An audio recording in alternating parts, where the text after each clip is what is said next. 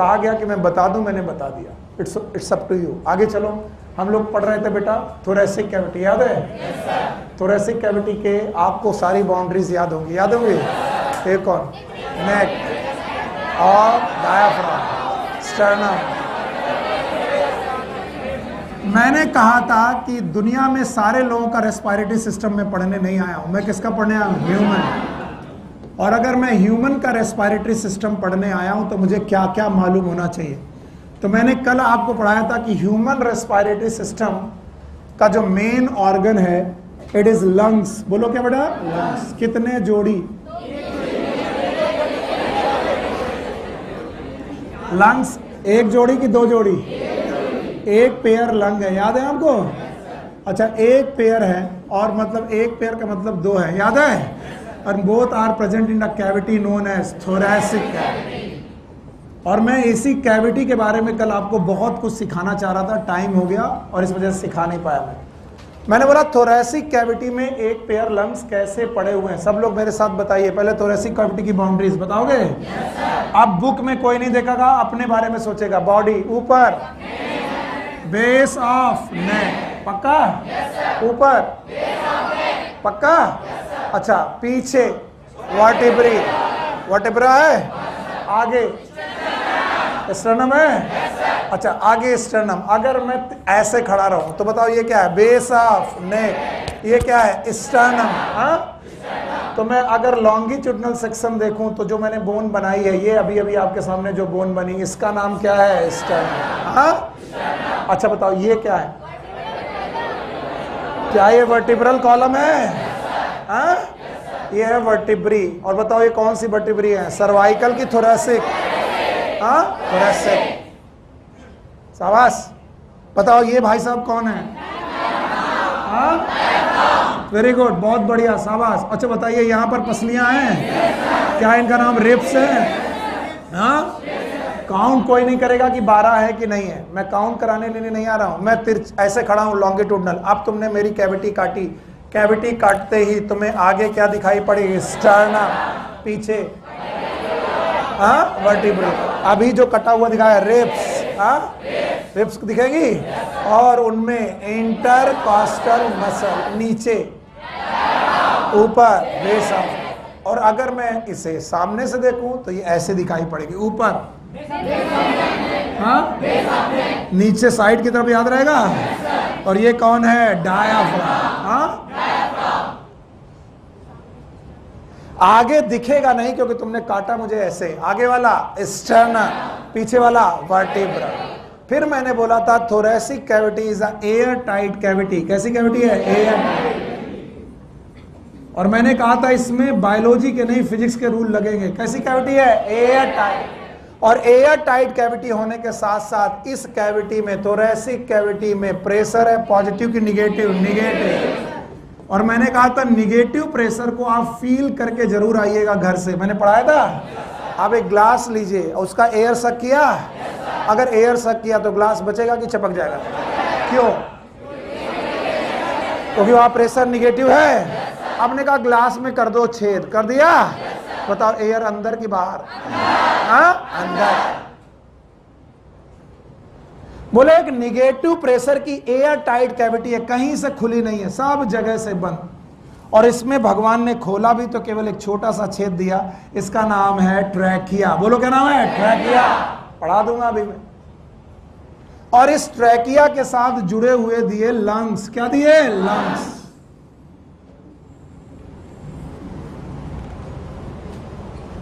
तो लंग्स अगर ओपनिंग खुली हुई है तो बताओ थोरैसिक कैविटी की प्रेशर कैसा था? निगेटिव। हाँ, और निगेटिव कैविटी में तुमने लंग्स को बंद करके डाला है तो बताओ लंग्स बचेंगे कि इन्फ्लेट हो जाएंगे? इन्फ्लेट, क्योंकि ये मैक्सिमम से मैक्सिमम जगह को कवर करने की कोशिश करेगा। वाई? थोरैसिक कैविटी में प्रेशर निगेटिव, और निगेटिव प्रेशर हमेशा एयर को अंदर लेने की कोशिश करेगा। और बताओ थोरैसिक कैविटी से एयर अंदर आएगी, और जब अंदर आएगी तो ये एयर थोरैसिक कैविटी में आएगी, लंग में? लंग्स में। और लंग्स में क्यों आई? क्योंकि ये एयर जाना चाहती है थोरेसिक कैविटी में, कहां पर? लेकिन लंग्स बंद है, लंग्स बंद है, तो बेटा लंग्स को फुला दे गई, फुला गई। तो बताओ लंग्स फूल गए, क्यों फूल गए? क्योंकि यहां पर प्रेशर पॉजिटिव कि निगेटिव? निगेटिव।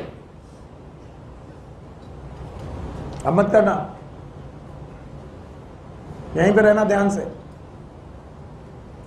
बताओ ये जो लंग्स की कैविटी है, इस कैविटी का नाम रखा गया पल्मोनरी कैविटी। फिर से बोलो, बताओ pulmonary cavity is the cavity of thorax की लंग्स? Lungs, okay. अब बताओ इस कैविटी का नाम, इसका नाम, फिर से सोच के देखो। अगर मैं थोरेसिक कैविटी का वॉल्यूम बढ़ाऊं, थोरेसिक कैविटी का वॉल्यूम बढ़ेगा तो प्रेशर कम होगा। कैसे sir? P V equal to N R T, सुने हो?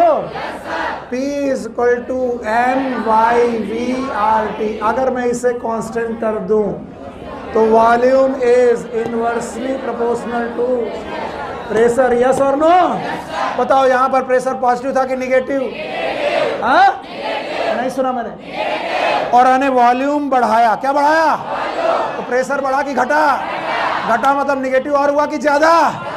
मतलब कम कि ज्यादा? नहीं, कम बोल रहे, कम बोल के तुमने गड़बड़ कर दिया। बिल्कुल घबराना नहीं, फिर से सोच के बताओ। मैंने बोला वॉल्यूम और प्रेशर का रेशियो क्या है? इनवर्स। क्या बढ़ाओ, क्या कम होगा, क्या घटाओ, क्या बढ़ेगा?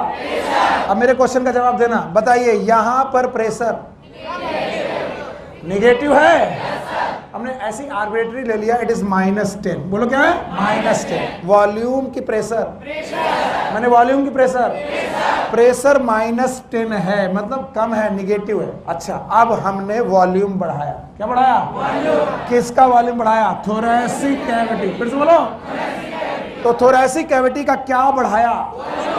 तो वॉल्यूम बढ़ाने पर प्रेशर बढ़ेगा, कम होगा?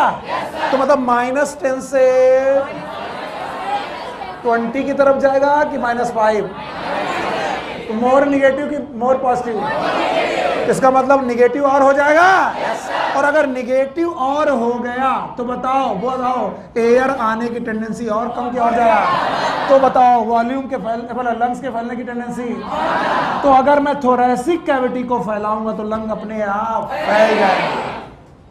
ये बात एनसीईआरटी लिखती है कि थोरेसिक कैविटी में कुछ ऐसे इंतजाम है कि change in volume of thoracic cavity will create the same change in volume in pulmonary cavity. अगर मैं थोरेसिक कैविटी का वॉल्यूम कम कर दूं तो लंग्स का भी वॉल्यूम कम होगा, और लंग्स का वॉल्यूम कम होगा तो एयर अंदर आएगी, बाहर जाएगी? बाहर जाएगी। और अगर मैं थोरेसिक कैविटी का वॉल्यूम बढ़ा दूं तो लंग्स की कैविटी का वॉल्यूम भी बढ़ जाएगा, एयर अंदर आएगा। इतना बता दो तो मैं आगे बढ़ूं, याद रहेगा? बताओ थोरेसिक कैविटी याद है? ऊपर, बेस ऑफ, नीचे, आगे, पीछे, साइड में, इंटरकॉस्टल मसल। पॉजिटिव की निगेटिव? निगेटिव प्रेशर है। निगेटिव प्रेशर की वजह से लंग यहां रखोगे तो सिकुड़ जाएंगे कि फैल जाएंगे? क्योंकि किसी भी निगेटिव प्रेशर में एयर जाने की टेंडेंसी होती कि आने की? आने की। तो ज्यादातर समय पर लंग्स एयर को बुलाने की टेंडेंसी रखेंगे, क्योंकि प्रेशर इज पॉजिटिव की निगेटिव? अगर मैं थोरेसिक कैविटी का वॉल्यूम बढ़ाऊं तो वॉल्यूम बढ़ाने पर प्रेशर कम हो जाए। तो पहले से प्रेशर कम था और कम हो जाएगा। निगेटिव था तो और निगेटिव होगा कि पॉजिटिव होगा? और निगेटिव हुआ तो एयर आने की टेंडेंसी ऑफ। तो अगर मैं थोरेसिक कैविटी को बढ़ाऊं तो क्या लंग्स की कैविटी भी बढ़ जाएगी? यस। कसम खा करके सुनो बहुत ध्यान से, थोरेसिक कैविटी और पल्मोनरी कैविटी एक ही बात की अलग अलग। इसकी कैविटी का नाम थोरेसिक कैविटी, लंग की कैविटी का नाम लंग। पक्का? और बोलते हैं थोरेसिक कैविटी और लंग कैविटी के बीच में जो लंग्स पड़े हुए हैं, इनके बीच में मेम्ब्रेन है। बोलो क्या है? मेम्ब्रेन। एक मेम्ब्रेन वो है एक मेम्ब्रेन वो है जो बेटा लंग्स की सरफेस में चिपकी हुई है,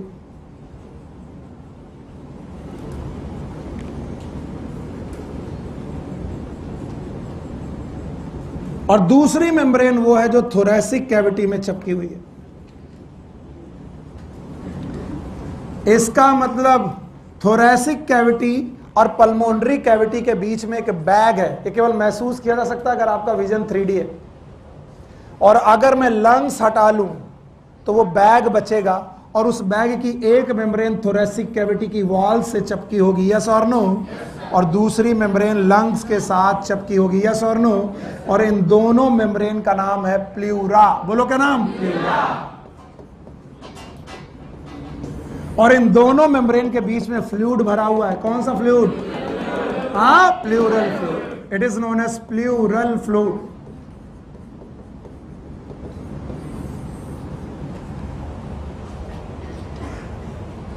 याद रखना, प्लूरा की दो मेम्ब्रेन, एक आउटर और एक inner. Inner pleura is known as visceral pleura. बोलो क्या नाम है? Visceral pleura. और एक है outer pleura, it is known as parietal pleura. बोलो कौन? तो बताओ, या तो आप बोल सकते हो inner pleural membrane and outer pleural membrane, और दोनों के बीच में क्या भरा हुआ? फ्लूइड। एयर की फ्लूइड, एयर टाइट है लेकिन भरा क्या है? Fluid, and that fluid is known as pleural fluid. फिर से बोलो। और इसी प्लूरल फ्लूइड में लंग्स बायोंसी कर रहे हैं। भगवान ने कितना बढ़िया काम किया। अगर ये फ्लूइड ना होते तो जब आप दौड़ते तो आपके लंग्स ऊपर नीचे उछलते और आपकी स्टर्नम से टकराते। किसे टकराते? स्टर्नम। पीछे रेप्स से, पीछे वर्टिब्री से, साइड में रेप्स से। बताओ बचते कि छिल जाते? और बताओ लंग्स बचते कि बेटा डिस्ट्रॉय हो जाते? तो भगवान ने आपको फ्लूइड दिया है, फ्लूइड का नाम, और इसी प्लूरल फ्लूइड की वजह से आपका फ्रिक्शन घटेगा कि बढ़ेगा? बढ़ेगा, घटेगा, और आपके लंग्स सेफ रहेंगे। इस फ्लूइड का नाम प्लूरल फ्लूइड। अगर बहुत ज्यादा हो रहा है तो भी घबराना मत, एक बार सीख लोगे तो मेरा काम बन जाएगा। चलो बताओ, थोरैसिक कैविटी और पल्मोनरी कैविटी सेम और डिफरेंट? सेम। बताओ, थोरैसिक कैविटी की डेफिनेशन याद है? थोरैसिक कैविटी में ऊपर नेक, नीचे डायफ्राम, आगे स्टर्नम, पीछे वर्टिब्री, साइड में रेप्स, रिफ में इंटरकॉस्टल मसल। इसी में लंग्स डाले गए हैं। लंग्स को कैविटी का नाम पल्मोनरी कैविटी। पल्मोनरी कैविटी में चेंजेस और थोरैसिक कैविटी के चेंजेस सेम है कि अलग अलग? सेम। एक भैया, अगर मैं थोरैसिक कैविटी को बढ़ाऊंगा तो लंग की कैविटी बढ़ जाए, अगर थोरैसिक कैविटी को घटाऊंगा तो लंग की कैविटी भी घट जाए। याद रहेगा? और इनके दोनों के बीच में मेम्ब्रेन पड़ी हुई है। मेम्ब्रेन का नाम प्लूरा। प्लूरा के कितनी लेयर? दो। एक लंग सरफेस पर है और एक किस सरफेस पर? हाँ, थोरैसिक कैविटी पर है। तो एक का नाम विसरल प्लूरा और एक का नाम पैराइटल प्लूरा। दोनों के बीच में फ्लूइड है, नाम बताओ? Pleural fluid. और इसी प्लूरल फ्लूइड में लंग्स पड़े हुए हैं और क्या बचा रहे हैं? फ्रिक्शन। ये है लंग्स कहाँ रहता है ये जान लो, क्योंकि हम लोगों ने ह्यूमन रेस्पिरेटरी सिस्टम ही पढ़ना चालू किया। ह्यूमन रेस्पिरेटरी सिस्टम आपकी थोरैसिक कैविटी में प्रेजेंट है। वन थिंग मोर, ये वाला side it is known as right lung. बोलो क्या है? और ये वाला लेफ्ट। लेफ्ट लंग छोटा सा होता है राइट की अपेक्षा, क्योंकि इसमें एक नॉच होती है, that is known as cardiac notch. फिर से बोलो। एक क्वेश्चन कभी ये भी पूछा गया था, what is cardiac notch? Cardiac मतलब हार्ट, क्योंकि इसी कार्डियक नॉच के पास आपका एक ऑर्गन रखा होता है, ऑर्गन का नाम हार्ट। बोलो का? हार्ट। तो हार्ट किस तरफ शिफ्टेड है? लेफ्ट साइड की राइट साइड? तो जब भी आप लोग कहते हैं भैया आप मेरे यहाँ रहते हो, इसका मतलब किधर? राइट की left? Left. Why you? Because heart is tilted towards left. In fact heart बीचों बीच होता है लेकिन उसका एपेक्स लेफ्ट की तरफ होता है। कौन? फिर से बोलो। इसलिए धड़कन हमें कहाँ सुनाई पड़ती है? लेफ्ट। और इस वजह से हम समझते हैं कि हार्ट हमारा लेफ्ट में। तो बताओ, दोनों लंग्स में बड़ा कौन? हाँ, राइट। कौन छोटा? और याद रखना, राइट वाले तरफ में होते हैं 3 लोब। कितने लोब? यस, 3 लोब होते हैं। ये याद रखने की बात है। एक लोब ये बनाया, एक लोब ये बनाया और एक ये, और लेफ्ट वाले में होते हैं 2 लोब। कितने लोब? 2। तो ये क्वेश्चन भी पूछा जा चुका है कि राइट लंग्स में कितने लोब? 3 लोब। और लेफ्ट लंग्स में कितने लोब? 2 लोब। अगर आप इतना पढ़ा दो तो मैं समझूंगा कि मैंने बहुत अच्छे तरीके से आपको लंग्स समझा दिए। इसके बाद मैं पूरे रेस्पिरेटरी सिस्टम को अलग अलग तरीके से पढ़ाऊंगा। हटा दूं? नहीं सर।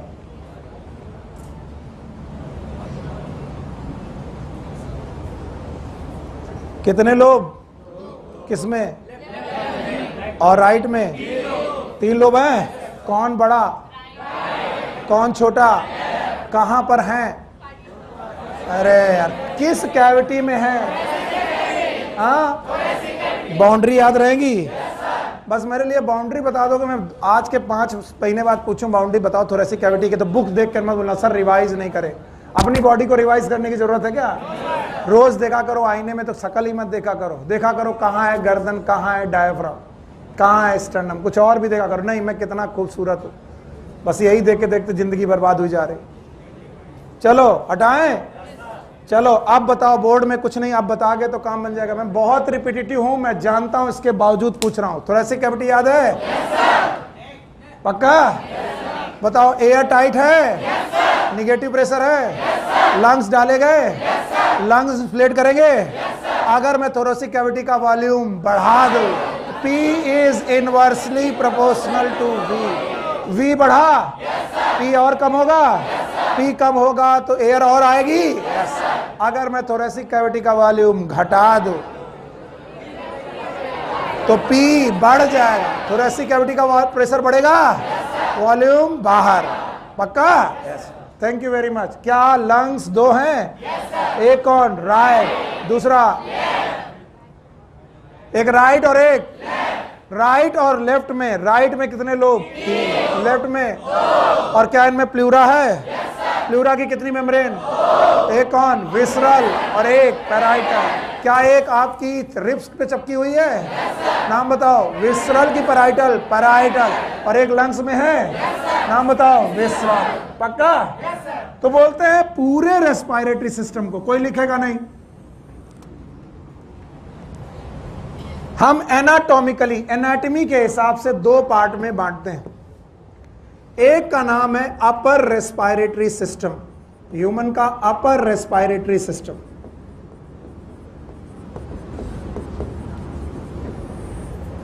और नीचे वाले को बोलते हैं लोअर रेस्पिरेटरी सिस्टम।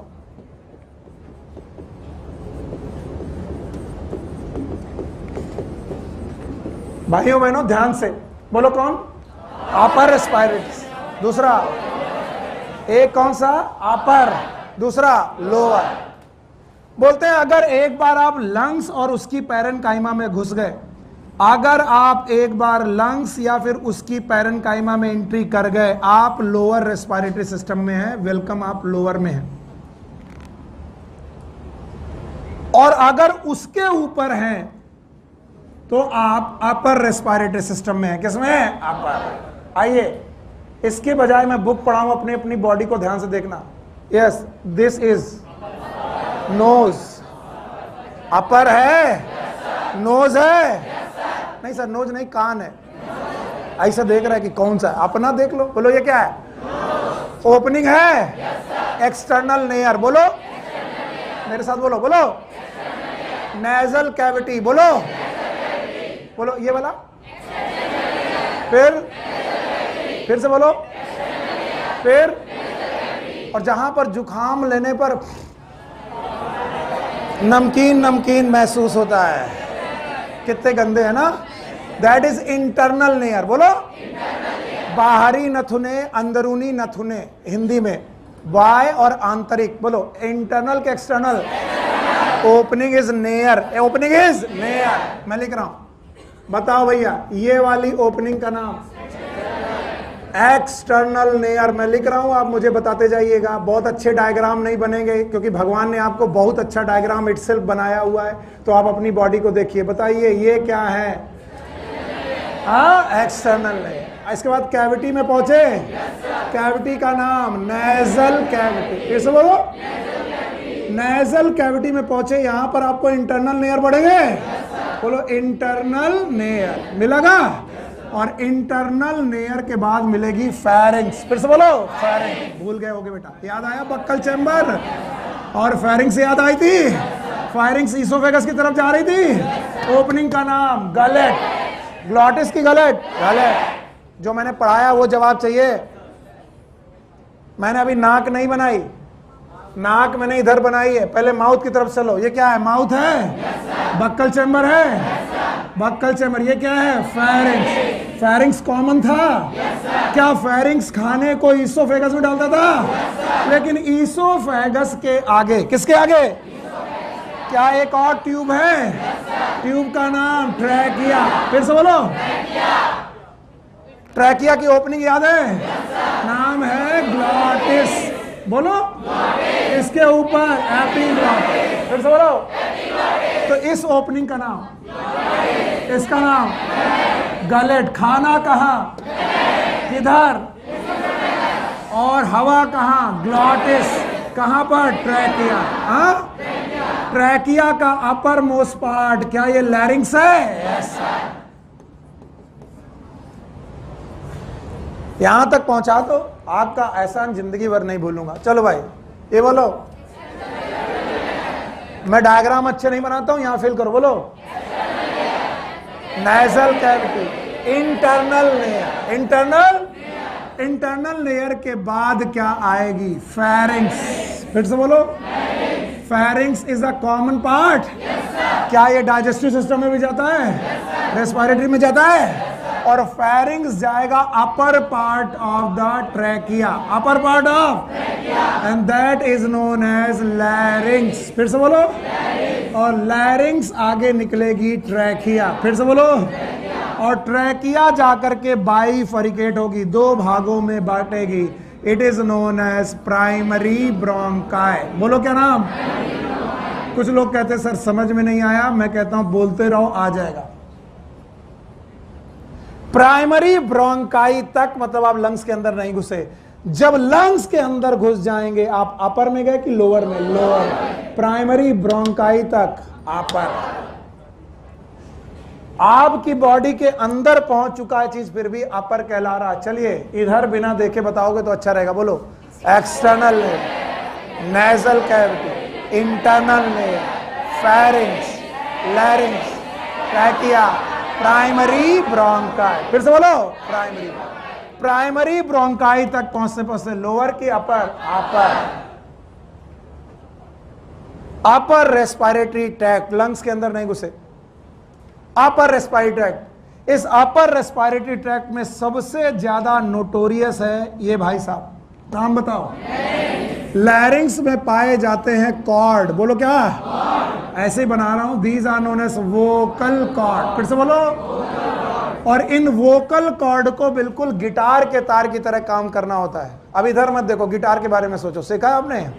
गिटार का तार जैसे ही प्लग करते हो आवाज आती है। भले ही वो मधुर ना हो, बजाने वाले अच्छी से बजाते हैं, लेकिन हर बार आवाज जरूर आएगी अगर आप उस तार को खींचो। ऐसे ही बेटा वोकल कॉर्ड आपके ट्रैकिया की ओपनिंग में पड़े हुए हैं। कहां पर? लैरिंग्स। फिर से बोलो। और ये तार एकदम खिंचे हुए पड़े, और जैसे ही इनमें एयर टकराएगी, क्या टकराएगी? एयर। इंस्पायरेशन की एक्सपायरेशन। ये तार हिलते हैं, जैसे ही ये हिलते हैं एक साउंड प्रोड्यूस होती है। क्या प्रोड्यूस होती है? साउंड। चलो सांस अंदर लेते हुए बोलने की कोशिश करो। पॉसिबल नहीं। और जरा जब बोलो तो बताओ सांस अंदर आ रही कि बाहर? और जैसे ही तुमने बाहर एयर थ्रो की, किस पे टकराई? Vocal cord. किस पे? Vocal cord. और जैसे ही वोकल कॉर्ड में टकराई, क्या वोकल कॉर्ड हिले? वोकल कॉर्ड हिले। ला बेटा तुम जाओ। Thank you very much. और जब यहां आया करो तो मोबाइल बंद करके आया करो। चलो भागो। बताओ, एक्सपायरेशन किया? किस पे पड़ा? Vocal cord. वोकल कॉर्ड हिले तो आवाज पैदा हुई। आवाज इज साउंड, इसीलिए इस बॉक्स का नाम साउंड बॉक्स। एनसीईआरटी में देखो क्या लिखा है। तो बताओ साउंड बॉक्स आपका कौन है? फेरिंग्स की larynx? Larynx. Why is known as larynx? अरे यार सब कच्चा कर देते हो। फेरिंग्स की लैरिंग्स। लैरिंग्स में कार्टिलेज पड़े हुए हैं। इनमें कॉर्ड है, कॉर्ड का नाम वोकल कॉर्ड। इंस्पायरेशन के एक्सपायरेशन, एयर थ्रो किया, कॉर्ड हिले, आवाज पैदा हुई। आवाज को शब्द दिए टंग ने, किसने? अगर आपकी टंग काट ली जाए आवाज नहीं निकलेगी, निकलेगी लेकिन शब्द नहीं। आपकी टंग पकड़ लो, आवाज निकालो, निकलती है? नहीं निकलती। अरे कितनी देर चिल्लाए हम, बताओ। इट इज, मजाक मत करो। साउंड प्रोड्यूस करना is not the function of tongue, sound produce करना is the function of larynx. लेकिन इस साउंड को सिलेबल्स, सिलेबल्स मतलब शब्द देना किसका काम? टंग। अब टंग पकड़ करके तुम कुछ बात बोलो, आवाज निकलेगी, बात नहीं बोल पाओगे। तो सिलेबल्स कौन? टंग। और साउंड कौन? Larynx. And that's why larynx is known as sound box. प्रतीक हो गया ना? अब इधर देखो, गाली दे रहे।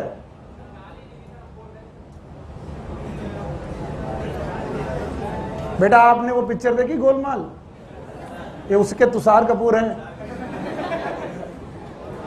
इनको कुछ भी सिखाओ, इनके मुंह से वही निकलना है। इधर देखो, हम कुछ का कुछ पढ़ाए जा रहे हैं, हमें लग रहा है कुछ सीख जाओ, और नहीं तो एक तरफ से लिख दूंगा जो कुछ है बस जाओ मरो। ये जिंदगी भर साथ नहीं छोड़ने वाला। अगर एमबीबीएस कर लिया तो जिंदगी भर साथ नहीं छोड़ने वाला। मुंह खुलवा के दिखाओगे, बेटा बुखार कितने दिन से, मुंह खोलो, कहाँ दिखाई पड़ेगा? लैरिंक्स और फेरिंक्स। लैरिंक्स देखने के लिए एक स्कोप लगानी पड़ती है, वोकल कॉर्ड दिखाई पड़ते हैं, लैरिंजोस्कोप। मुंह खोल के डॉक्टर साहब कहाँ देखते हैं? कुछ नहीं, ऐसे मजे मजे मुंह खुलवाते, देखते हैं प्रबंधन करके आए कि नहीं आए। जब आप ज्यादा तेज किसी दिन चीखे, आपका वोकल कॉर्ड खिंच गया, और वोकल कॉर्ड खिंच जाने की वजह से स्प्रेन आ गया। अब आप आवाज निकाल ले, बोले गला बैठ गया। गला बैठा बैठा नहीं है, वोकल कॉर्ड खिंच गया है। इसका मतलब साउंड प्रोडक्शन बढ़ा कि घट गया? घट गया। आप फटी फटी आवाज आ रही। हाँ, अभी इधर ध्यान दोगे तो काम आएगा। चलो यहां तक पहुंचा, मुझे यहां तक बता पाओगे? बिना देखे बोलो। एक्सटर्नल नहीं है।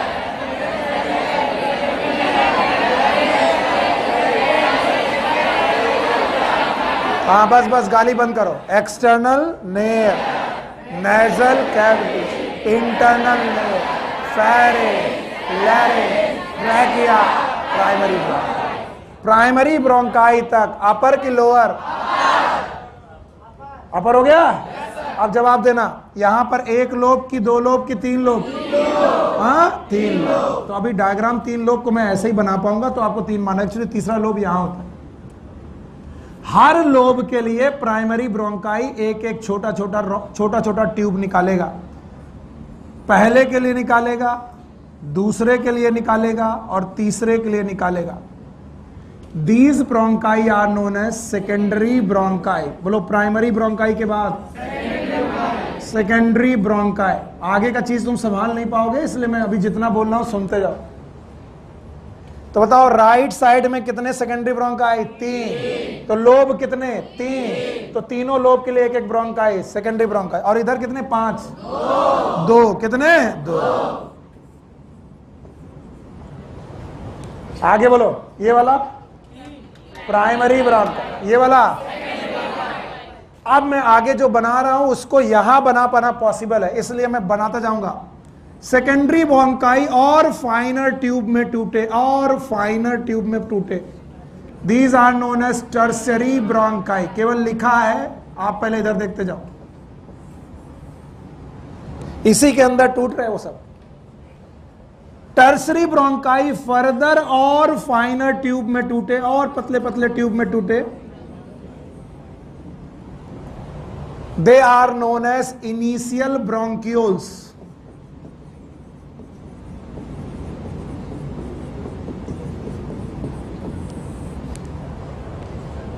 इनिशियल ब्रोंक्यूल और फाइनर ट्यूब में टूटे, they are known as terminal bronchioles.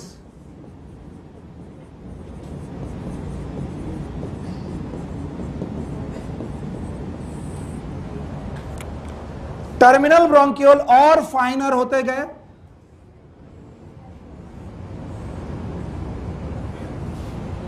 They are known as alveolar duct.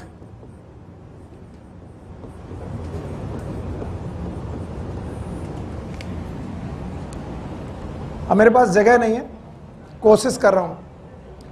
Alveolar duct और आगे के रूप में बेटा टूटी, इट इज बड़ा बनाना ही पड़ेगा क्योंकि और फाइनल नहीं कर सकते। It is known as atria.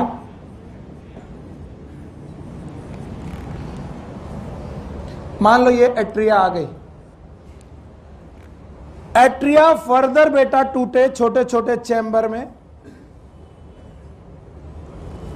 This atria, it is alveolar duct, it is atria. Atria के बाद एक सैक बना, that sac is known as alveolar sac. फिर से बोलो, एल्वुलर सैक। और एल्वुलर सैक फाइनर सबसे छोटे स्ट्रक्चर में बने, they are known as alveoli.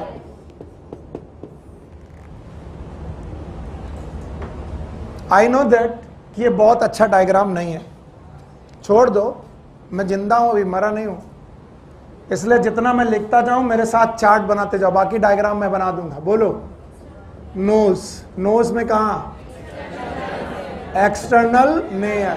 फिर बोलो, बोलोगे नहीं तो मरोगे। और कहीं भी मत देखना, अपनी बॉडी देखते रहना। एक्सटर्नल लेयर के बाद, अरे एक्सटर्नल नेयर के बाद नेजल कैविटी, फिर एक्सटर्नल की इंटरनल, इंटरनल नेयर आया, फिर फेरिंग्स आया। Thank you very much. Pharynx से बाद, फेरिंग्स से बाद लैरिंग्स, लैरिंग्स के बाद क्या ट्रैकिया आया। Thank you very much. Trachea के बाद हाँ प्राइमरी ब्रोंकाई। बताओ यहां क्या समाप्त हुआ।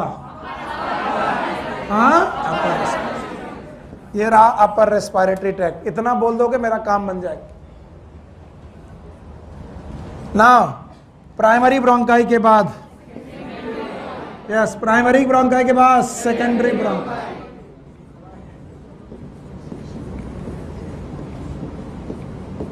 सेकेंडरी के बाद टर्सरी ब्रोंकाई। नाम जानना ज्यादा जरूरी है। टर्सरी के बाद इनिशियल ब्रोंकियोल,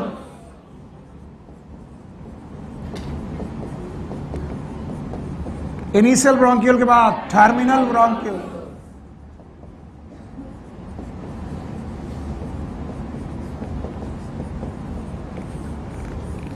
टर्मिनल ब्रोंकियोल के बाद एल्वुलर डक्ट, एल्वुलर डक्ट के बाद एट्रिया, एट्रिया के बाद एल्वुलर सैक, एल्वुलर सैक के बाद alveoli. So which is the finest structure? Alveoli. It is upper, it is lower. पहले तो ये चार्ट आपको आना चाहिए, फिर मैं इस चार्ट में वो स्ट्रक्चर बनाऊंगा जो आप स्ट्रक्चर बनाने के लिए एकदम उत्साहित हो कि सर आपने क्यों हटा दिया। उस स्ट्रक्चर में कुछ था नहीं, आपको इस स्ट्रक्चर को समझना ही पड़ेगा। चलो बताओ भाई, पहला बोलो, एक्सटर्नल लेयर, फिर नेजल कैविटी, फिर इंटरनल लेयर, फिर फेरिंग्स, फिर लैरिंग्स, फिर ट्रैकिया, फिर प्राइमरी ब्रोंकाई। प्राइमरी ब्रोंकाई के बाद सेकेंडरी ब्रोंकाई। फिर से बोलो, फिर इनिशियल ब्रोंकाई, फिर टर्मिनल ब्रोंकाई, फिर एल्वुलर डक्ट, फिर एट्रिया, फिर एल्वुलर सैक, फिर एल्वुलर। हो गया? हटा दे। ये हो गया तुम्हारी चार्टिंग। क्या कर रहे हो यार, इसी में टाइम लगा दोगे तो पढ़ोगे क्या? हटा दें। अब मैं पूरा पार्ट नहीं बना रहा हूं, मैं जो बना रहा हूं उसको बताओ। It is लैरिंग्स। फिर से बोलो, ये क्या है? हाँ, ट्रैकिया। ये बोलो क्या है? Primary bronchi. बोलो क्या है? Primary bronchi. यस। फेरिंग्स के बाद सबसे ऊपर वाला पार्ट, अरे यार सुनो, फिर ट्रैकिया कहाँ, नेक में, बोलो कहाँ, ट्रैकिया कहाँ, थोरैसिक कैविटी, फिर से बोलो, और थोरैसिक कैविटी में बीच में, कहां पर, बीच में, that is known as mid thoracic cavity. घर जाके पढ़ना जरूर एनसीईआरटी, इतनी मेहनत की जा रही तो एक एक लाइन पढ़ना। और बोलते हैं मिड थोरैसिक कैविटी में भी कहा, पांचवी वर्टिब्री के पास, बोलो किसके बीच में, पांचवी। हम गए काम से, हम कल से जो पढ़ा रहे बर्बाद हो गए, तुमने सुना नहीं। बताओ क्या ये वर्टिब्रा है? ये है, ये भी वर्टिब्रा है, इधर भी है। कल मैंने वर्टिब्रे की लाइन पढ़ाई थी, आपको याद है? बताओ ये नेक की वर्टिब्रा है, बोलो क्या, सर्वाइकल। हाँ, फिर ये क्या है, हाँ थोरैसिक है, फिर ये लंबा, हाँ लंबर, फिर सैक्रल और कोकेक्स। क्या कोकेक्स भी है? तो गर्दन में जो है इनका नाम सर्वाइकल, फिर से बोलो, चेस्ट के पीछे थोरैसिक, पेट के पीछे लंबर, हाँ, और आपकी पेल्विक ग्लैंड के पीछे सैक्रल, फिर से बोलो, और नीचे कोकेक्स। मरते हम यहां पर है जब आप याद नहीं रखते हो। बताओ अब इधर देखो, ये देखोगे मरोगे ही मरोगे, बोलो ये, हाँ, तो गर्दन की वर्टिब्री, चेस्ट के पीछे, पेट के पीछे, जहां बैठते हो सैक्रल, सबसे पीछे कोकेक्स। तो इसे अपने ही बॉडी में फील करो, ये बोलो, ये जहां बैठ रहे हो दैट इज सैक्रल, और उसके सबसे पीछे कोकेक्स। और कल ही मैंने पढ़ाई थी कि लंग्स आपकी गर्दन में है ही नहीं, तो आप क्यों घबरा रहे हो? लंग्स आपकी किस कैविटी में? थोरैसिक। क्या ये थोरैसिक वर्टिब्रा है? और आज सुबह से यही चिल्ला रहे। आगे एक बोन है, बोन का नाम स्टर्नम, हाँ, और क्या यहाँ पर एक डायाफ्राम है? बताओ इस कैविटी का नाम थोरैसिक कैविटी। इसी थोरैसिक कैविटी में हमारी ट्रैकिया घुसी, इधर से था माउथ और ये ट्रैकिया घुसी, और ट्रैकिया घुसने के बाद कहां आई? मिड में, बोलो कहां? मिड। और मिड थोरैसिक कैविटी में आकर के ये बाइफरिकेट हुई, एक पार्ट की दो पार्ट, और यहां पर दो पार्ट दिखाई नहीं सकता क्योंकि साइड दिखा रहे हैं, तो लंग्स दिखाना पड़ेगा। और यहां पर क्या बना? लंग्स। फिर से बोलो, एक लंग की दो। तो बोलते हैं मिड थोरैसिक में कहां पर ये बाइफरिकेट हुई? थोरैसिक वर्टिब्रा के सामने, और वो भी 5 से 7 के बीच में। बुक ने क्या लिखा है? 5। बुक में क्या लिखा है? 5। पांचवी थोरैसिक वर्टिब्रा के ठीक सामने। तो बताओ थोरैसिक वर्टिब्रा आगे की पीछे? पीछे। लेकिन ट्रैकिया डिवाइड हो रही पीछे की आगे? आगे। लेकिन किसके सामने? पांचवी thoracic vertebra. So please girls never don't try it, boys try it. आपकी स्टर्नम में सबसे उभरा हुआ पार्ट, फील इट एवरीवन, जहां पर भी स्टर्नम में जब सबसे उभरा हुआ पार्ट है, this is known as bifurcation point of trachea. पूरी स्टर्नम में एक पार्ट ऐसा होगा जो बाकी जगह से ज्यादा उभरा होगा। कितने लोगों को मिला? हाँ, बाकी लोग बेवकूफ हैं, केवल चेहरा ही देखते रहते हैं। This part is in front of the fifth vertebrae. कौन सी? फिफ्थ। और इसी फिफ्थ वर्टिब्री के पास आपका ट्रैकिया डिवाइड होकर क्या बनाता है? प्राइमरी। मैं इतना ज्यादा क्यों इसको पढ़ाने के चाहता हूं, क्योंकि आप ये मत भूलो तो मेरा काम बन जाए जो एनसीईआरटी में लिखा। मैं ज्यादा नहीं पढ़ाना चाहता, मैं ये नहीं भूलना चाहता हूं कि ये बाइफरिकेशन पॉइंट कौन सा है। It is fifth thoracic vertebra.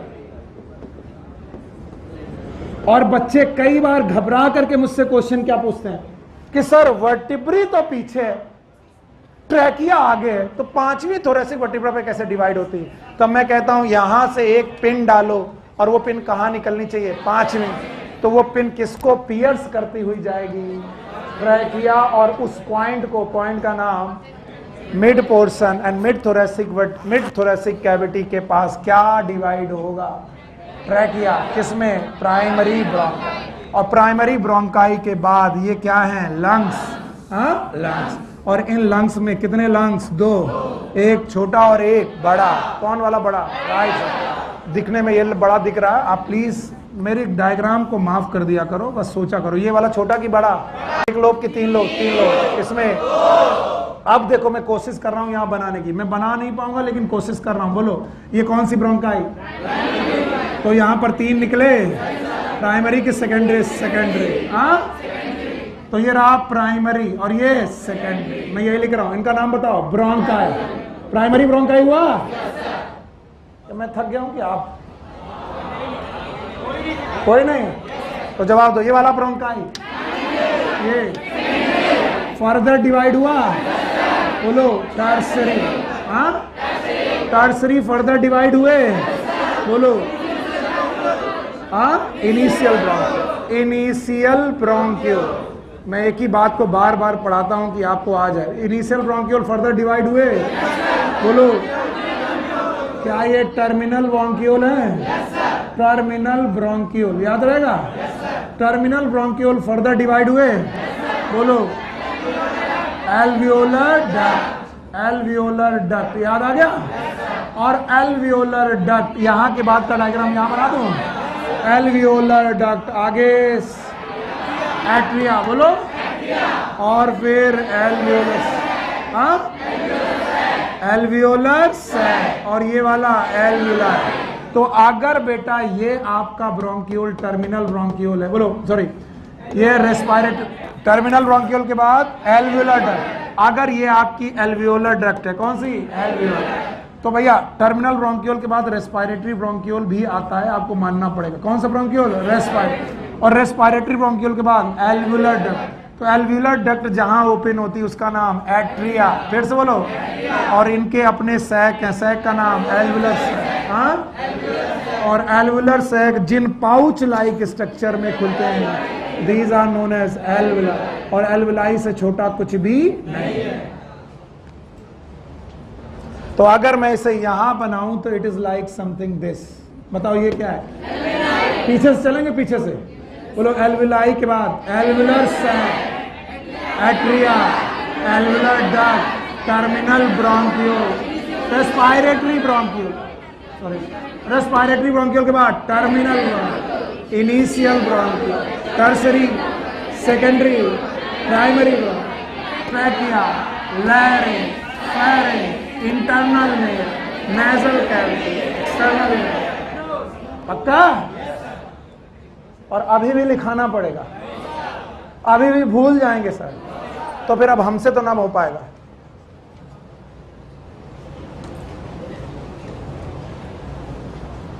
पूरा रेस्पिरेटरी सिस्टम में कितना ट्रैक्ट? अपर और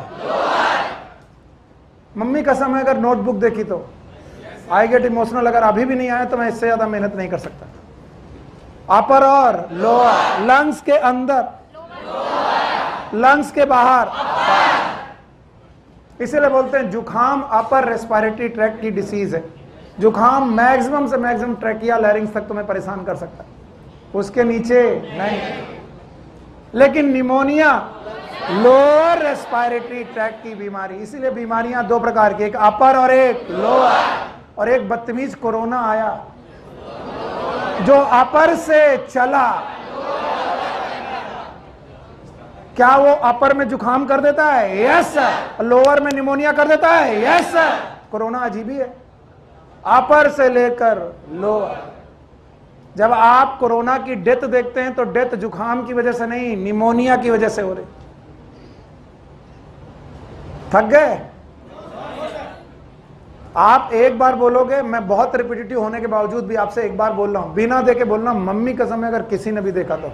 और एल्वियोलाई के पहले रुकना नहीं है, रुकोगे? बोलो। Nasal cavity, internal layer, pharynx, larynx, trachea, primary bronchi, secondary bronchi, tertiary bronchi, terminal bronchi, respiratory bronchi, alveolar duct, atria, alveolar sac, क्या बात है यार, है ना। मैं कभी ना कभी इसका एहसान आपका चुकाऊंगा। आप लोग इतना अच्छा पढ़ते हो कि क्या बताए, कोई भी पढ़ाए आपको आएगा। यस और नो? यस। अच्छा बताओ, ट्रैकिया जो भी है, क्या इसमें सी शेप्ड कार्टिलेज है?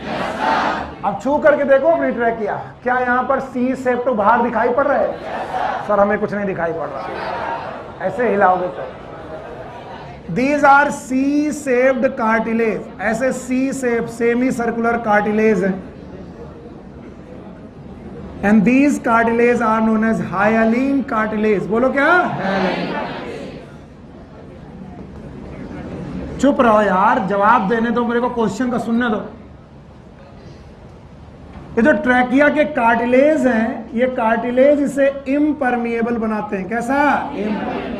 इसका मतलब अगर कोई गैस इसके अंदर गई है तो बाहर निकलेगी और इसके अंदर भी नहीं जाए। इसका मतलब आप ट्रैकिया के थ्रू सांस नहीं ले सकते कि ट्रैकिया से एयर घुस जाए। No, not possible. किससे घुसेगी? एक्सटर्नल लेयर से। इसका मतलब परमिएबल कि इम्परमिएबल? इम्परमिएबल। व्हाई दिस है? इसका मतलब है प्राइमरी ब्रोंकाई में भी यही कार्टिलेज होंगे। यस सर, प्राइमरी ब्रोंकाई में भी यही कार्टिलेज है। तो परमिएबल कि इम्परमिएबल? प्राइमरी के बाद सेकेंडरी ब्रोंकियोल में भी यही कार्टिलेज है भैया, बुरा मत मानना, ऐसा है। सेकेंडरी के बाद टर्सरी में भी यही कार्टिलेज है। इनिशियल ब्रोंकियोल में भी यही कार्टिलेज है। इवन टर्मिनल ब्रोंकियोल तक यही कार्टिलेज है। इसका मतलब टर्मिनल ब्रोंकियोल तक आप गैस को केवल कंडक्ट कर सकते हैं। क्या कर सकते हैं? कंडक्ट, एक्सचेंज नहीं कर सकते। इसलिए नोज से लेकर, बोलो कहां से? टर्मिनल ब्रोंकियोल तक आप केवल और केवल गैस का क्या कर रहे हैं? कंडक्शन। फिर से बोलो। And that's why this part is known as conducting part. फिर से बोलो, कंडक्टिंग। कुछ लोगों ने हवा बना के रखा है, एक बार पढ़ो लेकिन हमेशा के लिए पढ़ो। तो कहां तक गैसेस केवल कंडक्ट की जा सकती है? Terminal bronchiole. एक्सचेंज नहीं की जा सकती। यहां से ऑक्सीजन घुसी तो बेटा केवल कंडक्ट होकर के यहां तक पहुंची टर्मिनल ब्रोंकियोल। और टर्मिनल ब्रोंकियोल के बाद पहली बार ब्रोंकियोल बने जिनका नाम था रेस्पायरेटरी ब्रोंकियोल। खुद सोचो, इनका नाम भगवान ने सब नहीं, भगवान ने नहीं, बेटा आपकी एनसीईआरटी ने तो लिखा ही नहीं, बाकी साइंटिस्ट ने क्या नाम रखा है? रेस्पायरेटरी। क्योंकि ये वो जगह है जहां पर ब्लड वेसल्स इन्हें सराउंड करने लगी। कौन? Blood vessel. और ब्लड वेसल से इन्होंने गैस एक्सचेंज करना चालू किया। चूंकि इनका नाम है रेस्पायरेटरी ब्रोंकियोल, तो केवल कंडक्शन कर रहा है कि एक्सचेंज भी कर रहा है? एक्सचेंज। तो आफ्टर टर्मिनल ब्रोंकियोल कंडक्शन के साथ साथ एक्सचेंज भी चलने लगा। क्या चलने लगा? एक्सचेंज। और फाइनल एक्सचेंज एल्वुलाई पर हुआ। कहां पर? एल्वुलाई। तो एल्वुलाई पर जो गैसेस पहुंची, याद रखना, इन एल्वुलाई के चारों तरफ एक कैपिलरी आई। क्या आई? कैपिलरी। और कैपिलरी में इन गैसेस को एक्सचेंज किया गया। तो ये एक्सचेंज फाइनल कहां हुआ? एल्वुलाई। लेकिन शुरू कहां हुआ? रेस्पायरेटरी। तो बताओ, रेस्पायरेटरी ब्रोंकियोल से लेकर एल्वुलाई तक केवल कंडक्टिंग के exchange, it is known as exchange part या फिर रेस्पायरेटरी पार्ट। और ऐसे भयानक भयानक क्वेश्चन बनते कि तुम क्या याद करो और क्या भूल जाओ, तुम्हें खुद ही नहीं मालूम। इसलिए पूरा सीक्वेंस आना चाहिए, और फिर उस सीक्वेंस में कहां तक केवल कंडक्शन होगा ये आना चाहिए, और कहां के बाद कंडक्शन के साथ क्या चालू होगा? रेस्पायरेशन, ये आना चाहिए। चलो बता पाओगे? पूरे रेस्पिरेटरी सिस्टम को मैंने एनाटॉमी की बेसिस पर दो पार्ट में बांटा था, अपर एंड लोअर। फंक्शन की बेसिस पर कितने प्रकार का? दो, एक कौन? कंडक्टिंग और एक एक्सचेंज पार्ट और कंडक्टिंग। क्वेश्चन में जवाब नहीं आया। एनाटॉमी की बेसिस पर अपर एंड लोअर, किसके? फंक्शन की एनाटॉमी। और फंक्शन की बेसिस पर दो, एक कौन? कंडक्टिंग, दूसरा रेस्पिरेटरी। और एक्सचेंज पार्ट, याद रहेगा? हटा दें इसे? No sir? बताओ कहां तक है कंडक्टिंग? चलो एक बार बोलो, external layer, nasal cavity, internal layer, pharynx, larynx, trachea, primary bronchi, secondary bronchi, tertiary bronchi, इसल ब्रोंक्यूल, टर्मिनल ब्रोंक्यूल, यहां तक गैस केवल कंडक्ट, और उसके बाद कंडक्शन भी होगा, एक्सचेंज भी होगा, और एल्वुलाई में केवल एक्सचेंज। नहीं आया? तो बताओ, पूरे रेस्पिरेटरी सिस्टम को दो पार्ट में बांटा गया, एनाटॉमी की बेसिस पर अलग और फंक्शनल की बेसिस पर अलग। एनाटॉमी की बेसिस पर कितने प्रकार? दो। एक कौन? अपर, दूसरा लोअर। और फंक्शन की बेसिस पर दो, एक और कंडक्टिंग, दूसरा रेस्पिरेटरी। और जिसको भी ये लग रहा होगा कि सुनील सर अपने मन से ये पढ़ाए जा रहे हैं, बुक में नहीं दिया है, तो आज जाके एनसीईआरटी को दोबारा पढ़िए और फील करिए। Everything has been written in your book.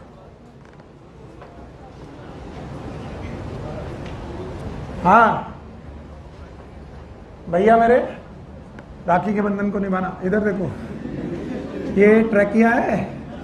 हाँ, बहुत बहुत ज्यादा मुसीबत में हूं मैं। बताओ, ये जो मैंने लोटा बनाया है, लोटा है कि एल्वुलाई है? यहां तक पहुंचा दोगे? चलो, ई बाबू का नाम है एटमॉस्फेयर। का नाम है? ई बाबू हमको बताए हैं कि हम नाइट्रोजन कितना रखते हैं? 78%। हाँ, ऑक्सीजन 21%, रेस्ट ऑफ गैसेस 1%। 78 और 21 तो 99% एटमॉस्फेयर में दो गैसेस, बोलो कौन? नाइट्रोजन और ऑक्सीजन। और रेस्ट ऑफ 1%, तो 1% के अंदर ही CO2, अबाउट 0.04%। ये मैंने फोटोसिंथेसिस में पढ़ाया था। तो भैया मेरे, जब ये गैस एटमॉस्फेयर से खींची गई तो ऐसे चली कि मैं नाक से गई, नेजल कैविटी मुझे मिली, इंटरनल लेयर मिले, फेरिंक्स मिली, लैरिंक्स मिली, ट्रैकिया मिला, प्राइमरी ब्रोंकाई मिली, सेकेंडरी ब्रोंकाई, टर्सरी ब्रोंकाई।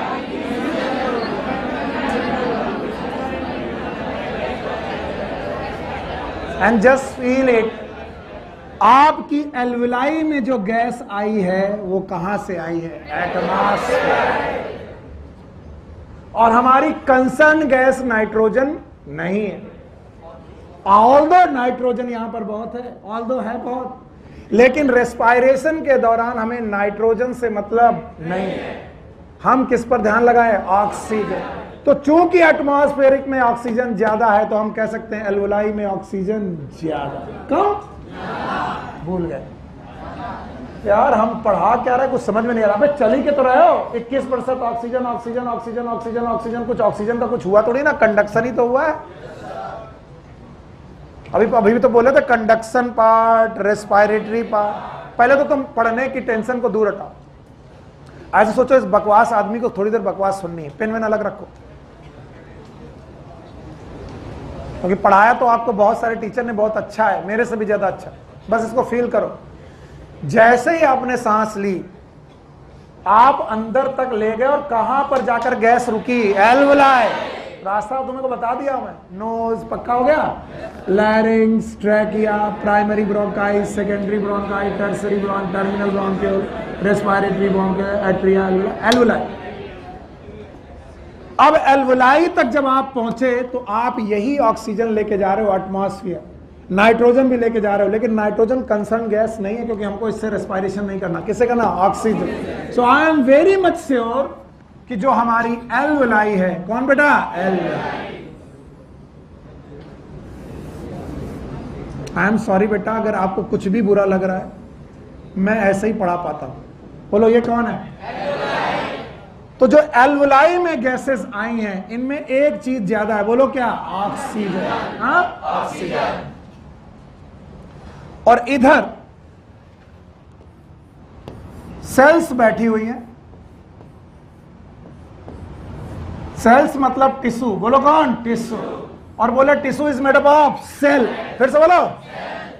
और सेल बहुत तेजी से जिंदा रहना चाह रही है और जिंदा रहने के लिए इनको डिफाइनिंग प्रॉपर्टी पहले चैप्टर में बताई गई। बोलो क्या? मेटाबॉलिज्म। बोलो क्या? मेटाबॉलिज्म। चिल्ला तो चुके ही हो।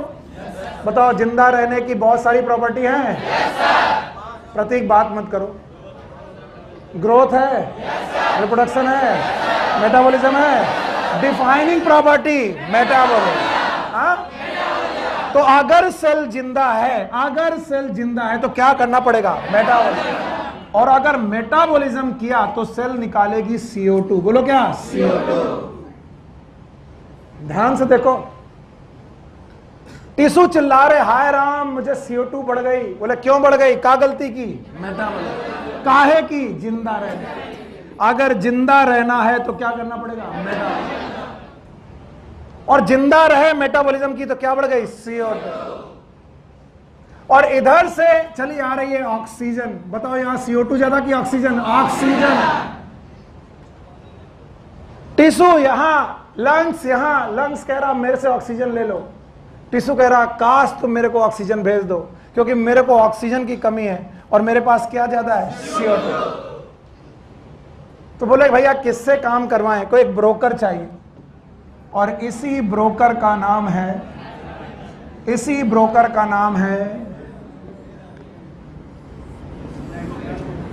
नाम तो सुना ही हो। बोलो कौन? इस ब्रोकर का नाम है हार्ट। हार्ट ने कहा देखो मजाक करना हो कर लो, पर जब मैं सीरियस हो जाऊं एकदम सुनो। इस हार्ट ने कहा कि चिंता मत करो, हम टिश्यू की कार्बन डाइऑक्साइड उठाएंगे, वेन में भरेंगे और इस वेन को राइट साइड पर ला करके छोड़ देंगे। ये रहा वो राइट साइड। तो जो बेटा टिश्यू की तरफ से आ रही हैं दे आर द वेन्स। बोलो क्या? वेन्स। थोड़ा ज्यादा है लेकिन संभाल लेना। क्या आ रही हैं? वेन्स। वेन्स जो आ रही हैं एक ब्लड लेके आ रही हैं, उसमें क्या ज्यादा? CO2। ऑक्सीजन कम, CO2 ज्यादा। इस तरीके के ब्लड को बोला गया डीऑक्सीजनेटेड। फिर से बोलो। तो टिश्यू ने कहा पिंड छूटा, मेरे पास CO2 थी, मट्टी पाओ, मैंने किसको दे दी? ब्लड। ब्लड ने कहा कि ठीक है तुमने मुझे दे दी, मैंने कहां दिया? हार्ट को। हार्ट ने दिया एट्रियम से वेंट्रिकल। फिर से बोलो। वेंट्रिकल ने ये ब्लड दिया पल्मोनरी आर्टरी को। बोलो क्या? Pulmonary artery. बिल्कुल घबराओ मत। ये जो तुम्हारा डीऑक्सीजनेटेड ब्लड था वापस निकला और कहां गया? Pulmonary artery. और पल्मोनरी आर्टरी उसे कहां ले गई? लंग्स। फिर से बोलो। और लंग्स का मतलब एल्वेलाई। फिर से बोलो। एल्वेलाई। तो जो मैं पूछूं वही बताना। बताओ ये जो मैंने बनाया है ये क्या है? क्या ये आर्टरी है? उसकी कैपिलरी है? तो बताओ अगर यहां CO2 ज्यादा तो हार्ट में भी CO2, तो लंग्स में भी CO2 कम की ज्यादा? ज्यादा। तो बताओ इस पूरे के पूरे ब्लड में CO2 कम की ज्यादा? ज्यादा। और CO2 ज्यादा, मैं यहां लिख रहा हूं CO2 ज्यादा कहां पर? ब्लड में। फिर से बोलो। और बताओ लंग्स में CO2 कम। डिफ्यूजन याद है? The things will move from higher concentration to lower concentration. तो बताओ CO2 कहां ज्यादा? ब्लड में। तो क्या CO2 ब्लड से क्या एल्वेलाई पर गई? बाहर निकल गई? तो बताओ ऑक्सीजन यहां पर कम की ज्यादा? कहां ज्यादा? तो क्या एल्वेलाई से ऑक्सीजन ब्लड में आई? क्या हुआ? एक्सचेंज। मैंने अभी कुछ नहीं पढ़ा, केवल क्या पढ़ा? एक्सचेंज। जवाब दो। क्या एक्सचेंज हुआ? ऑक्सीजन कहां आई? ब्लड में। और CO2 कहां गई? एल्वेलाई। अब ऐसा ब्लड जिसमें क्या आ गई? ऐसे ब्लड को बोला गया ऑक्सीजनेटेड ब्लड। फिर से बोलो। और ऑक्सीजनेटेड ब्लड को देख करके फिर से टिश्यू ललचाए, भैया हमें भेजो हमें भेजो। बोले रुको, ब्रोकर कौन? ये ऑक्सीजनेटेड ब्लड दिया गया हार्ट को। किसको दिया गया? हार्ट को। हार्ट के पास आया राइट साइड की लेफ्ट साइड? Left side. फिर आया लेफ्ट साइड वेंट्रिकल, फिर से बोलो। फिर यहां से बनी एओर्टा, फिर से बोलो एओर्टा। और एओर्टा इस ब्लड को लेकर आई। बताओ ये ब्लड ऑक्सीजनेटेड कि डीऑक्सीजनेटेड? यहां पर क्या ज्यादा? ऑक्सीजन। कहां गई? टिश्यू गई। और यहां क्या ज्यादा? CO2। कहां आई? बताओ क्या डिफ्यूजन हुआ? फ्रॉम हायर कंसंट्रेशन से lower concentration, from higher concentration to lower. अगर आपने बता दिया मेरा काम बन जाएगा। बताओ एक्सचेंज ऑफ गैसेस एक जगह की दो जगह? एक कहां? एल्वुलाई। दूसरा कहां? टिश्यू। बहुत बढ़िया पढ़ रहे हो यार, एकदम हीरो हो तुम।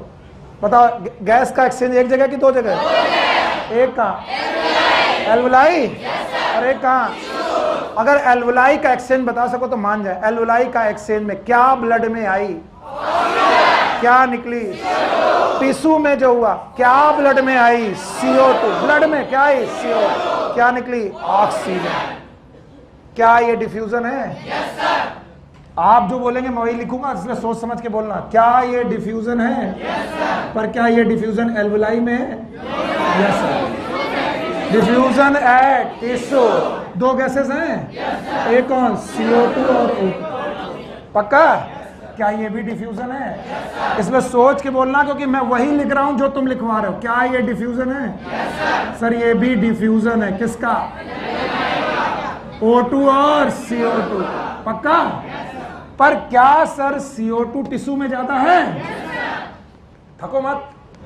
सुर हमेशा खराब तब लगते हैं जब आलाप लेने के बाद आप अपनी आवाज को हल्का छोड़ देते हो। आप सोचते हो नहीं गा पाएंगे। गाओ, सुर में गाओ। यस। बताओ क्या यहां CO2 कम की ज्यादा? तो यहां कम। तो क्या एक ग्रेडियंट बना? From tissue to lungs. Yes और नो? अब बताओ यहां क्या ज्यादा? ऑक्सीजन।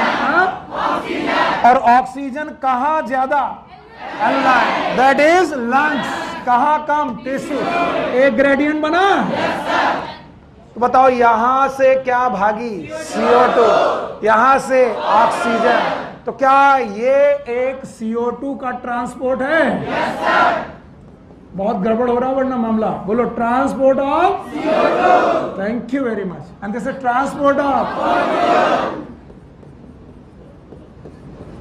जो मैं पूछूंगा बताओगे? ऑक्सीजन का ट्रांसपोर्ट कहां से कहां? लंग्स से टिश्यू। और CO2 का? टिश्यू से लंग। पक्का? अब मैं नंबर दे रहा हूं।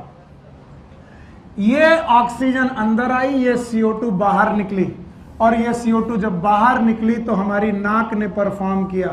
यस, इंस्पायरेशन की एक्सपायरेशन। अंदर गया। नाम बताओ? ब्रीदिंग। ब्रीदिंग। देखो मैंने कुछ भी नहीं किया, जो तुमने करवाया वही किया। इसमें कोई भी बात मैंने लिखी नहीं, आपसे अब लिखने जा रहा हूं। अगर मैं बोलूं कि आप सबसे पहले क्या करोगे? ब्रीदिंग। या तो गैस इन लोगे या तो गैस आउट। बोलो क्या? ब्रीदिंग करके आप गैसेस कहां ले गए? एल्वुलाई। फिर से बोलो। एल्वुलाई में क्या करोगे? Diffusion of O2 and CO2 होगा। इस डिफ्यूजन के बाद होगा transport of oxygen, transport of CO2। तो मैं तीसरा लिखूं transport of gas, transport of gas. और चौथा मैं लिखूं diffusion of O2 and CO2 at tissue. अभी भी मैंने गलती की एक था। अभी आप ही ने जो बोला मैं वही बोल रहा हूं। पहला बोलो। दूसरा? हाँ मजा नहीं आया। पहला ब्रीदिंग, दूसरा डिफ्यूजन, तीसरा ट्रांसपोर्ट। बोलो ट्रांसपोर्ट। लंग से टिश्यू, टिश्यू से लंग। कौन जाएगा? याद रहेगा? लंग से टिश्यू, टिश्यू से लंग। तो पहला नंबर। दूसरा number diffusion of gases at alveoli. पूरा बोलो। Diffusion of gases eight. तीसरा ट्रांसपोर्ट, ट्रांसपोर्ट होगा। चौथा डिफ्यूजन एट। Eight tissue. और अगर टिश्यू में बेटा ऑक्सीजन चली गई तो बताओ ये ऑक्सीजन कहां पहुंची? सेल। हाँ, वहां कौन था? फूड। फिर से बोलो, अगर फूड था तो क्या ये ऑक्सीजन की प्रेजेंस में टूटा? और ये मैं पढ़ा चुका हूं, मैं सुनूंगा नहीं। टूटा? क्या निकली? एटीपी निकली। 4 साइकिल है, नाम बताओ। Glycolysis, link reaction, Krebs cycle, TPS. याद आया? एटीपी बनी और इसे बोला गया सेलुलर रेस्पायरेशन। फिर से बोलो, सेलुलर। अब मैं हार जाऊंगा या जीत जाऊंगा ये तुम पर डिसाइड है। 5 स्टेप एक के बाद एक बोलने हैं। बोलो, पहला breathing, diffusion of gases at alveoli. तीसरा ट्रांसपोर्ट। चौथा diffusion of gases eight tissue. Cellular respiration. Page number 270। 5 point इसके लिए मेहनत चल रही थी, 5 पॉइंट के लिए। तो respiration involve the following step. और जिसने भी रट्टा माना कसम से घूसा मारूंगा उसको। पहला स्टेप, ब्रीदिंग और pulmonary ventilation by which atmospheric air is drawn in and CO2 rich alveolar air release out. बोलो ये क्या हुआ? इसका नाम इंस्पायरेशन, दूसरा एक्सपायरेशन। पहला स्टेप हो गया। चलो दूसरा, diffusion of O2 and CO2 across the alveoli. 2 हो गया। तुम फिर नहीं देख रहे हो, कल फिर पूछेंगे तुमसे। यस, हाँ, तुमको लग रहा पका रहा है, इसी से बेटा पक पक के बड़े लोगे। आगे चलो, तीसरा, transport of the gases by blood. दोनों तरफ, लंग से टिश्यू, थ्रू ब्लड, टिश्यू से लंग, थ्रू ब्लड। तो ब्लड लाएगा भी, क्या लाएगा? क्या ले जाएगा? It is known as transport of gases. चौथा, diffusion of O2 and CO2 between blood and tissue. And पांचवा, utilisation of O2 by the cell for catabolic reaction and resultant release of CO2, cellular respiration. पढ़ाया मैंने? कितनी cycle? 4। बोलो, glycolysis है, link reaction है, Krebs cycle है, ETS। अच्छा, अब ये देखो, अब इसको बोलते हैं डिपेंडेंसी ना होना। ये डायग्राम क्या आपके ब्रेन में है? चलो यहां महसूस करो, ये क्या हो रहा?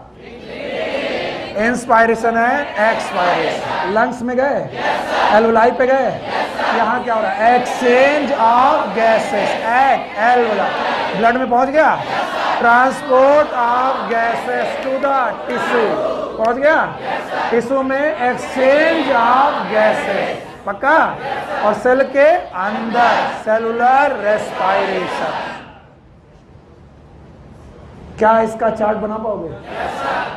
बुक में भी देख के बिना? पक्का? तो मेरी तरह लिखो 5 पॉइंट, बिल्कुल मेरी तरह लिखना। NCERT भले ना लिख पाओ।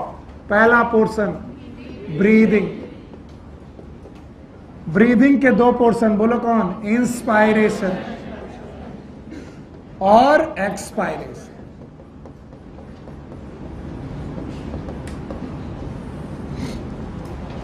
अब मैं भूल गया, ब्रीदिंग करके गैसेस कहां गई? अब क्या करूं? डिफ्यूजन। आप लिखो एक्सचेंज या फिर डिफ्यूजन। डिफ्यूजन ब्रैकेट में लिखो exchange, exchange of O2 and CO2, या फिर लिखो गैसेस एट एल्वुलाई।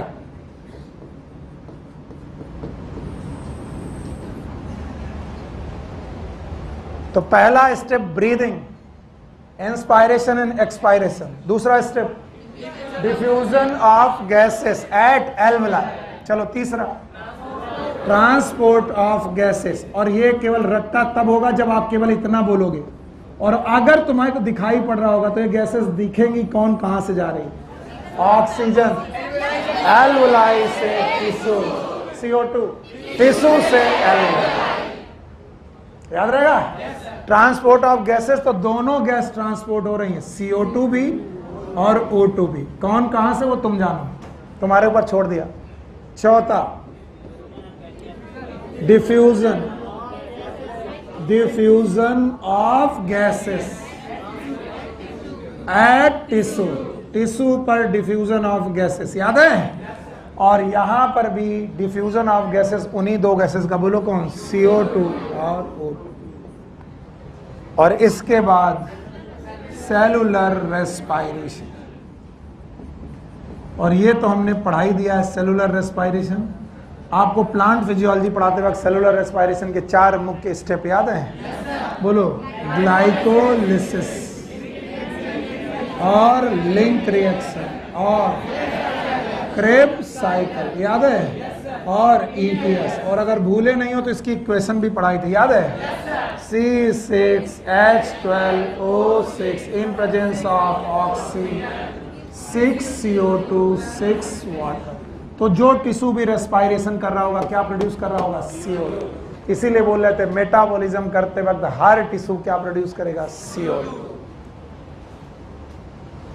आप सुनो, अगर मैं तुम्हें पुरानी रमेश गुप्ता बुक पढ़ा रहा होता तो इन दोनों स्टेप को मिलाकर बोलते हैं external respiration.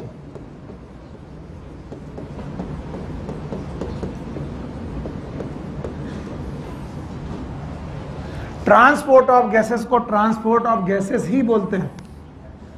Diffusion of the gases at the level of tissue is known as internal respiration.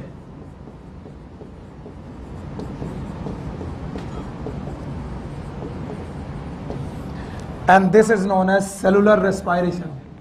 यकीन मानिए हम लोगों ने रेस्पायरेशन के 4 स्टेप पढ़े हैं, 1, 2, 3, 4। आज एनसीईआरटी उन्हें 5 में तब्दील कर रही है, क्योंकि एक्सटर्नल रेस्पायरेशन को उन्होंने 2 पार्ट में बांटा। पहला पार्ट ब्रीदिंग, दूसरा डिफ्यूजन। ट्रांसपोर्ट ऑफ गैसेस को उन्होंने भी ट्रांसपोर्ट ऑफ गैसेस बोला था, और exchange of gases at the tissue level is known as internal respiration. तो cellular respiration is not the internal respiration. Mind it, फिर से बोलो, cellular respiration is not the internal. Internal respiration is the exchange of gases between blood and tissue, and the last but not the least, it is known as cellular respiration. तो हम लोगों ने respiration के कितने step पढ़े? 4, 5। अभी NCERT 5 पढ़ाएगी, पहले हमारे पढ़ो, बोलो। External respiration, transport of gases, internal respiration, cellular respiration. NCERT ने कितने पढ़ाए? 5। पढ़ा पाओगे? पेज नंबर 270 याद है? पहला ब्रीदिंग, दूसरा डिफ्यूजन एट एल्वेलाई, डिफ्यूजन 2 बार है, diffusion at alveoli, diffusion at tissue, बीच में ट्रांसपोर्ट ऑफ, चौथा सेलुलर। और इसीलिए मैं कहता हूं एनसीईआरटी बुक से बेटर कोई किताबें नहीं है। तो जब उन्होंने बोला रेस्पायरेशन में इतने ही स्टेप पढ़ने हैं, तो क्यों ना पहले स्टेप से ही चालू करें। पहला step is breathing. So next topic is mechanism of breathing.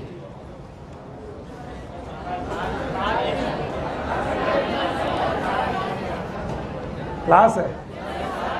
अच्छा ठीक है, नहीं पढ़ा रहा हूं, ध्यान सुनो। पहले इतना सुन के जाओ, कल की तैयारी में आना भाई। सुन के मतलब सही से सुनो, बैग पकड़ने लगते हो।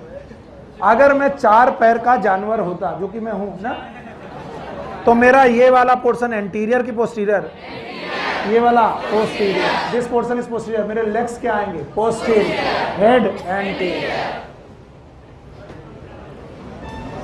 भाई सुन लो, फिर चले जाना, 5 मिनट तो पढ़ ही सकते हो। और जो प्रोटेक्टेड साइड होती, बोलो कौन? Protected, it is known as ventral, और ये डॉर्सल। तो अगर मैं थोरेसिक कैविटी बनाऊं जिसमें सामने हो स्टर्नम, बोलो क्या? स्टर्नम। पीछे हो वर्टिब्री। अब कुछ लोग बिल्कुल नहीं सुन रहे, वो मरेंगे कल। कल नहीं मरना तो आज छोटा छोटा मर लो। बताओ ये क्या है? ये स्टर्नम। और आगे तुम जानते हो मैं क्या बनाऊंगा, याद है? बोलो ये क्या है? डायाफ्राम। तो आपकी थोरेसिक कैविटी की एक एक्सिस होती है, ये एक्सिस आपको लंबवत काटती है, सीधे।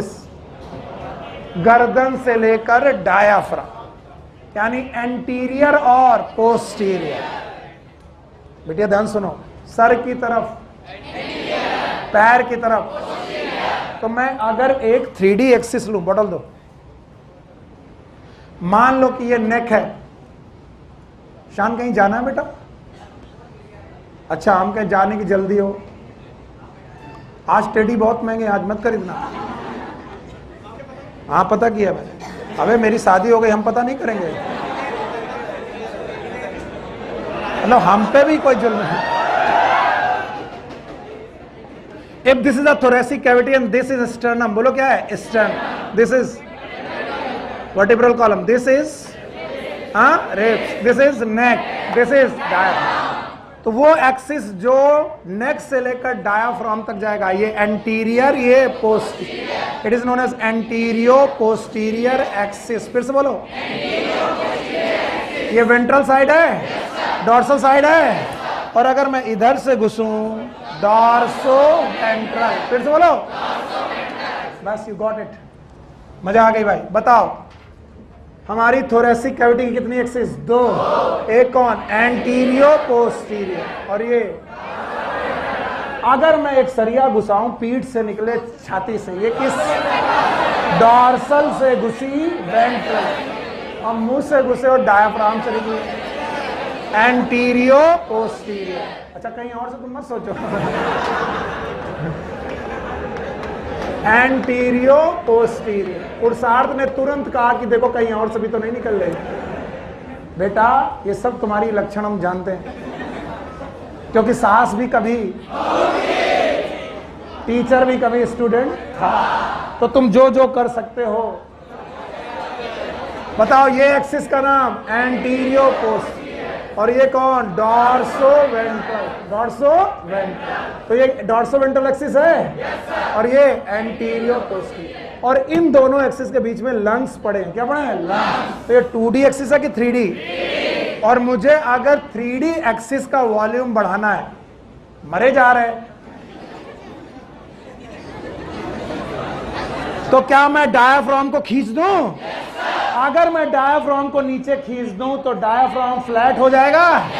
कौन सी एक्सिस बढ़ जाएगी? एंटीरियो पोस्टीरियर। और अगर मैं स्टर्नम बाहर कर दूं, देखना